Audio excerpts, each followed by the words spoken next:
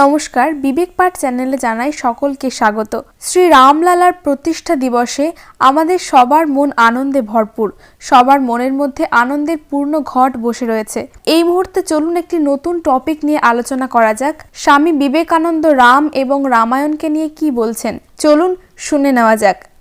ভারতের প্রাচীনতম মহাকাব্য রামায়ণ ভারতবর্ষের বহু হাজার বছরের জীবনচর্চার সারাৎসার ধরা আছে এই মহাকাব্যে। পরবর্তীকালে ভারতের বিভিন্ন আঞ্চলিক ভাষায় রামায়ণ অনুদিত হয়েছে। প্রত্যেক ভারতবাসীর ঘরে ঘরে রামায়ণ পূজিত হয়েছে। রামায়ণে প্রকাশিত আদর্শ, মূল্যবোধ, ন্যায়পরায়ণতা, জীবন ভাবনা, দর্শন, ধর্ম প্রভৃতি ভারতবর্ষের মানুষ অনুসরণ করার চেষ্টা করেছে। স্বাভাবিকভাবেই ভারতের সমাজ সংস্কৃতি নির্মাণের মূলে আছে রামায়ণের গভীর প্রভাব। রেনেসাঁ উজ্জীবিত আধুনিক ভারতবর্ষে তাই যখন জাতির পুরোধা পুরুষেরা ভারতবর্ষ নামক একটি অখণ্ড জাতিকে আবিষ্কার করতে চেয়েছেন এবং যখন অনুসন্ধান করেছেন ভারতের হৃৎপিণ্ডে বসবাস করছে কোনো প্রাণ ভোমরা, তখন তাদের তাকাতে হয়েছে প্রাচীন ভারতের সেই সব সম্পদের দিকে। তার মধ্যে অন্যতম হয়ে উঠেছে রামায়ণ। স্বামী বিবেকানন্দ সেই সব পুরোধা পুরুষদের মধ্যে অন্যতম, তাই তার ভাবনাবৃত্তে রামায়ণের স্থান ছিল অবশ্যভাম্বী। বিবেকানন্দ রামায়ণের ঐতিহ্যকে গভীর মননে অনুসন্ধান করেছেন এবং রামায়ণের যেসব ঐতিহ্যকে তিনি আবিষ্কার করেছেন সেগুলিকে তার স্বপ্নের নব ভারত নির্মাণে প্রয়োগ করতে চেয়েছেন।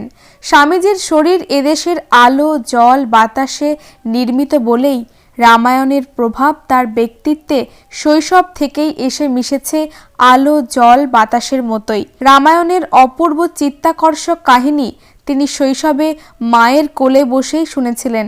তখন পাড়ায় পাড়ায় হতো রামায়ণ গান। বিলের মনে রামায়ণের প্রভাব এমনই অমোঘ হয়ে উঠেছিল যে বাজার থেকে রাম সীতার যুগল মূর্তি এনে তিনি বাড়ির চিলেকোঠার ছাদে স্থাপন করে দীর্ঘক্ষণ ধ্যানে তন্ময় হয়ে যেতেন। রামায়ণ প্রসঙ্গে তিনি অনেক বক্তৃতা করেছেন। স্বামীজির রামায়ণ সংক্রান্ত আলোচনাগুলিতে রামায়ণের কাহিনী গুরুত্বপূর্ণ হয়ে উঠেছে।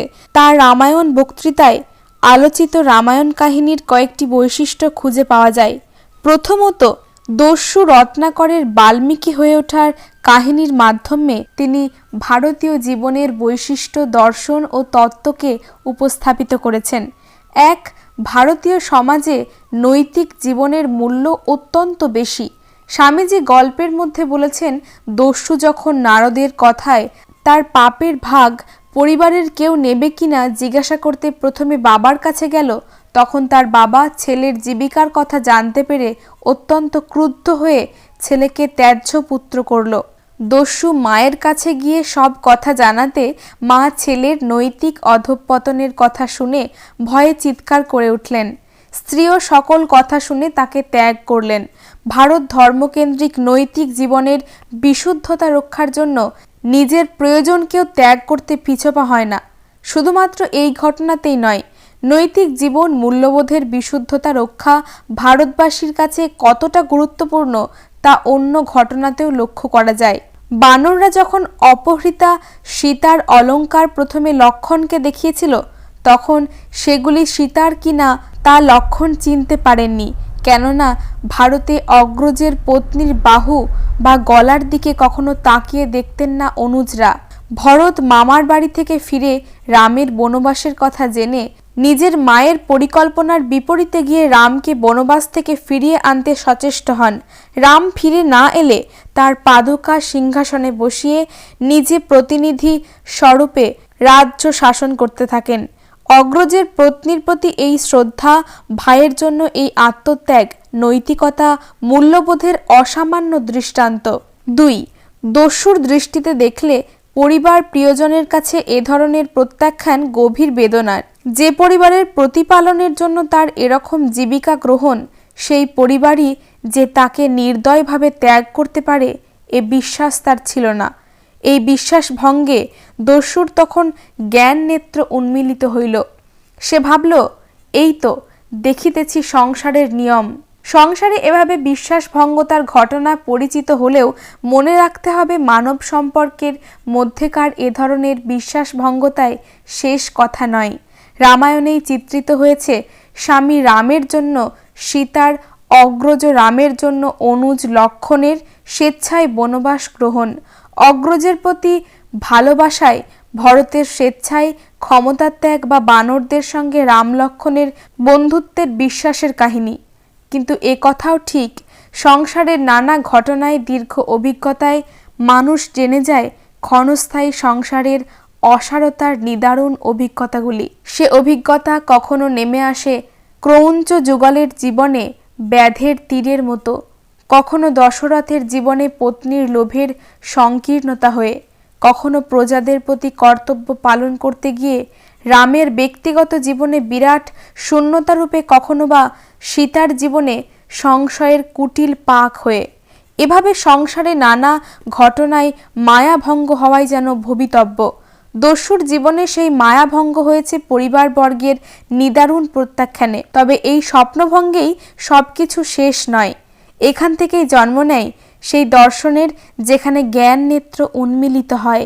সংসারের ক্ষণস্থায়িত্বের অমোঘতা জানার পর অনভিজ্ঞ দস্যুকে অভিজ্ঞ নারদ বলতে পারেন, তুমি তো দেখিলে পরিবারবর্গের মধ্যে কেহই তোমার যথার্থ ভালোবাসে না, অতএব ওই পরিবারবর্গের প্রতি আর মায়া কেন?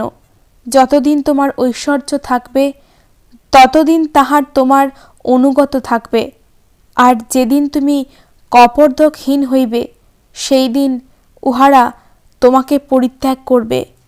সংসারে কেহই কাহারও দুঃখ কষ্ট বা পাপের ভাগী হইতে চায় না, কিন্তু সকলেই সুখের বা পুণ্যের ভাগী হতে চায়।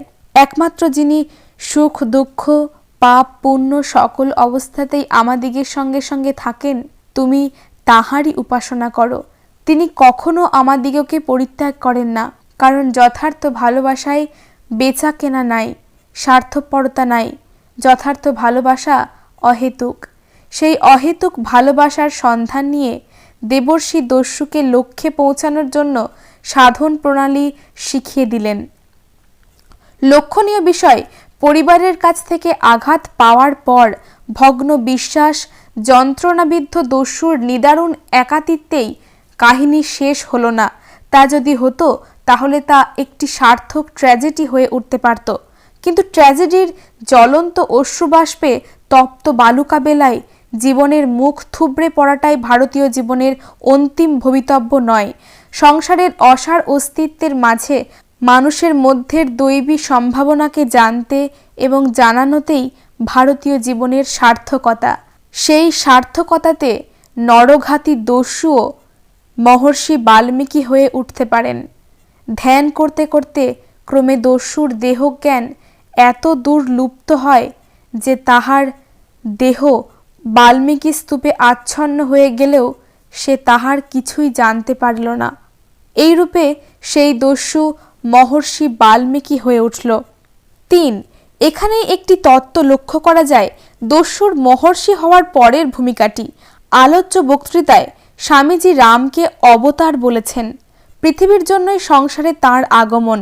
মানব সংসারে যাবতীয় দুঃখ যন্ত্রণা কষ্ট প্রেম প্রভৃতির মধ্যে দিয়েই তাঁর জীবন প্রবাহিত হয়েছে, অথচ সংসারের সমস্ত অসারতাকে দেখেও তিনি প্রেমে সংসারকে আপন করে নিয়েছেন। দেবর্ষি নারদ এক দস্যুর অন্তরের দেবত্বকে জাগরিত করার জন্য বৈকুণ্ঠ ছেড়ে পৃথিবীতে নেমে এসেছেন।